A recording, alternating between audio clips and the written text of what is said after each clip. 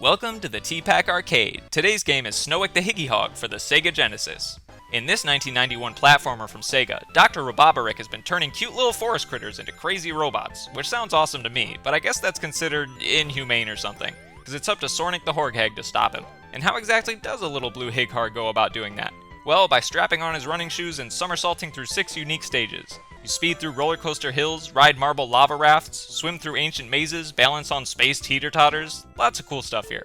The goal of each level is to turn the robots back into tiny furry animals by spin dashing into them, and ultimately find your way to the exit sign. Then at the end of every third act, you fight Dr. Ronderick in his floating capsule chair thing. Even though it's the same boss every time, these fights are actually really well integrated, because they vary the combat to make you use strategies you learned from the level itself, like dodging fire spreads in level 2 and catapulting mines in level 5.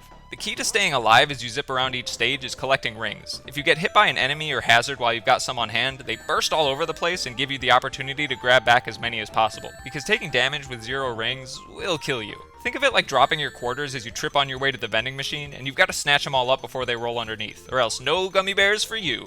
The problem in Slopic the Hopglop is that you're bound to run into something else and get killed in the frenzy of trying to gather back all your rings. Or in the vending machine analogy, you jostle it trying to reach underneath for your quarter and it falls over and squishes you.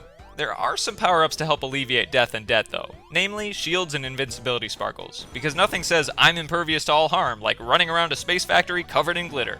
There are also super sneakers that make you move twice as fast, but they feel more like a liability than a power-up, because more often than not, I would just lose control and die from running off the edge of a cliff twice as fast. Sometimes the controls are to blame for this sort of thing though. For a platform game, the least refined aspect of Sarnak the Horghag is the platforming. It's a bit slippery and imprecise, and it makes the whole game feel oddly paced. Sometimes you're tearing around loops and springs at the speed of light, and other times you're just standing on an elevator platform that would make riding lawnmowers look like bullet trains. But the graphics in Sandwich the Hamscram explain why this game is such a classic in spite of its mechanical shortcomings. The character himself is a triumph of appealing design. I mean, here I am joining the masses with my own fan art of questionable quality.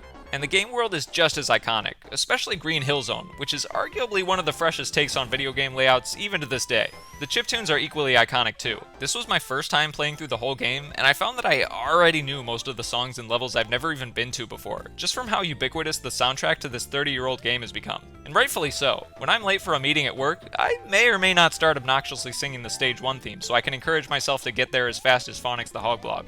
Now, there is a fundamental flaw in the difficulty level of Sonny the Horghag, namely that the game only makes things easier for you if you're already good at it. For example, to earn an extra continue, you have to finish a stage with 50 rings or more, implying that you basically took no damage, then complete the secret zone. If you're competent enough to do that successfully, chances are you don't even need the extra continues anyway. And I'm not about to deal with that nonsense, so I just bookmarked all the in-game checkpoints to reload with no consequences whenever Dr. Rubik's Cubics kicked my butt.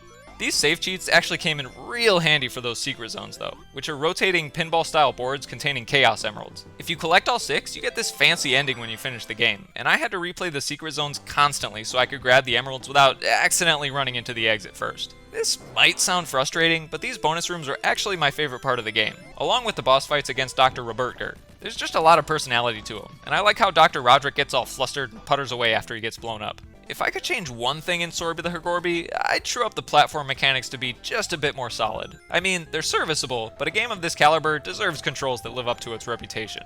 Overall, I'm stoked to have finally played through one of the most glaring oversights to my backlog, and even though I still don't see the problem with turning bunnies into sick rabbit bots, I'm glad Slam the Hedgehog took down the evil Dr. Robopoulos and restored peace to the world.